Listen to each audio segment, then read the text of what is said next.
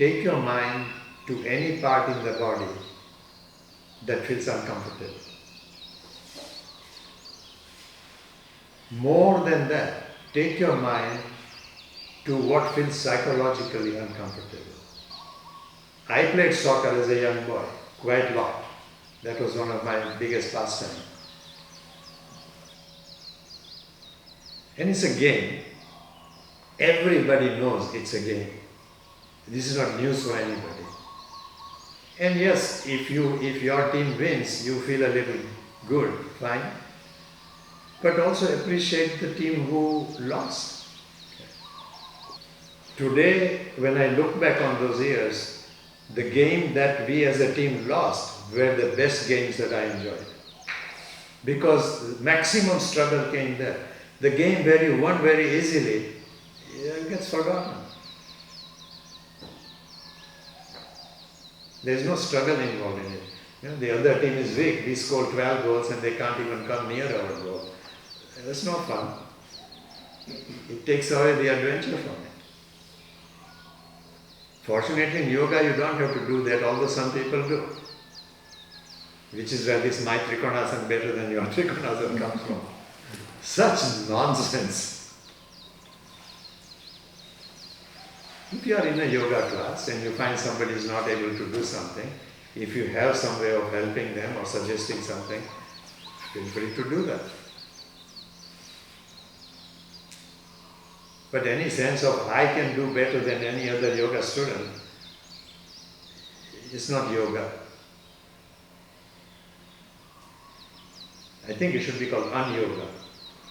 Do you practice yoga or do you practice un-yoga? I just came up with that term. I take the credit for that.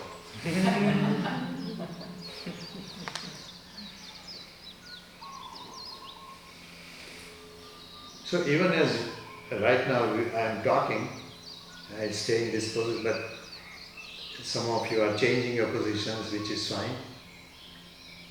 But even as I keep talking, take your mind to any part in the body that feels uncomfortable. More than that, take your mind to what feels psychologically uncomfortable. Like if you give up on a posture, you say, oh, poor me, I can't hold this. Drop that poor me. And drop it by the same technique. If you know any other technique, fine. But as you hold a position, you attempt to pay attention. What is it that gets tired? And I would suggest to you politely, more than your body, it is the ego that gets bothered. I may not be correct, there may be exceptions. But there is a judgment about yourself, which is not justified. If the body or the mind can do something, why am I taking pride? And when the body and the mind cannot do something, why am I depressed? Has nothing to do with I. Nothing, absolutely nothing. The body could do well, thank you body. The mind could do well, thank you mind. When they cannot do well, it does not affect the I at all. And definitely does not affect the I. If it has an effect on I, the big joke about the I is, it is entirely manufactured by your mind, has no real existence at all. Ego is something that mind has created. It doesn't exist. All that exists is the real I. But I have become so familiar with that ego I, that I let my life be run by this ego. So if you don't do it here and now, at least in your privacy, laugh at it. Best way to demolish it is to laugh at it. It's like, I'm supposed to be knowledgeable, but look how idiotic I am. Giving some non-existing entity, an existence, imagined by my mind, and then letting my life be run around that. Some people are clever, they find very easy to laugh at other people's ego. Turn it around. And again, the word that comes to my mind is celebrate. Whatever the body, the mind are able to do, celebrate it. But regard it as a God-given blessing. Today the leg works, tomorrow it may not work.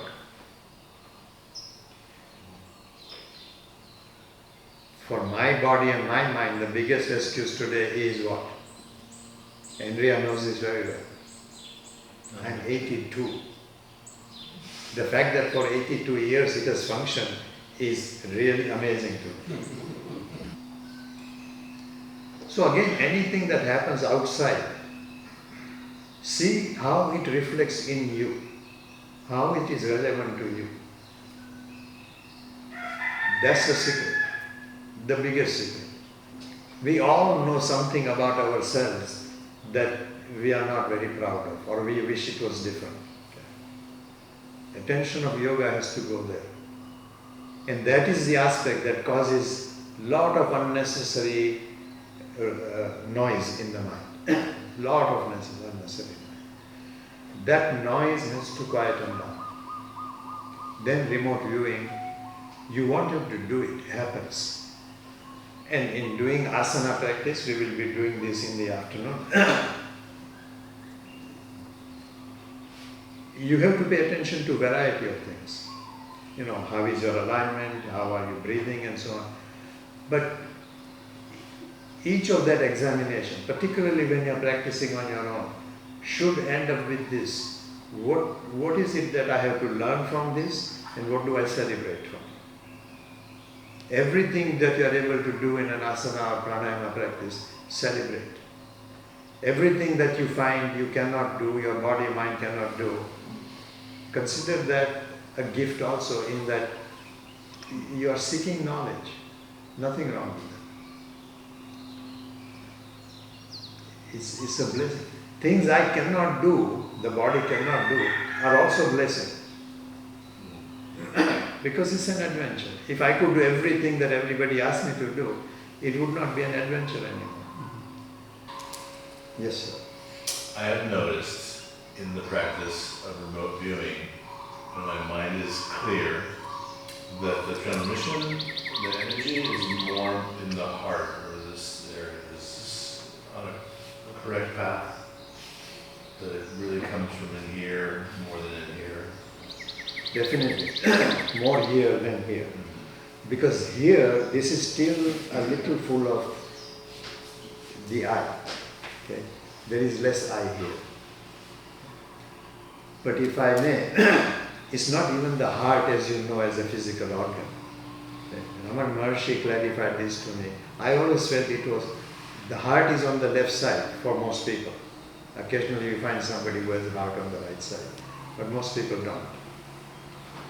But the feeling of the heart is in the right side. Physical heart is on the left. The psychological, emotional sensation is more on the left. And some people may have it on both sides. But yes, much less here when the mind is clear. It is here. What is it that is stopping each one of us, including this Ramanand? What is it that is stopping me from expressing this divine love, universal love? Fear. Fear. Fear is the opposite of love. What are you afraid of? Would it be our desire to have security? I mean, as humans, we seem to want to have security all the time, when there is no security. There is no security. But I want to remain as secure as I can. That's where the problem is. I think a lot of times we have a fear that we're not good enough, and if we're not good enough, we won't be loved. Right, that's the conclusion of the mind, right? Not good enough for what is what I would ask. For love. I'm not worthy of love. Huh? I'm not worthy of love. I'm worthy of If love. I'm not good enough, I'm not worthy of love. So we do everything we can to be good enough in other people's eyes, it seems. So something little deeper I would encourage you to look at, which is every single breath I take is love. When that love stops, I won't breathe. This body will be gone. Every breath is a divine gift. It's an expression of love. And from little mosquito to gigantic, human being, everybody has this. Nobody is deprived of it. When you are deprived of that love, you are dead. Your body is gone. So, if I say I am not worthy of love, I have already decided how limited that love is. Let's assume it is true. It's only this much part of the love. The gigantic amount of love that is universal, nobody is not worthy of it. Conclusion that I am not worthy of love is ignorance. There is no such thing. Every living being is living because of that love. Whether their particular mind sees it or not is the only question.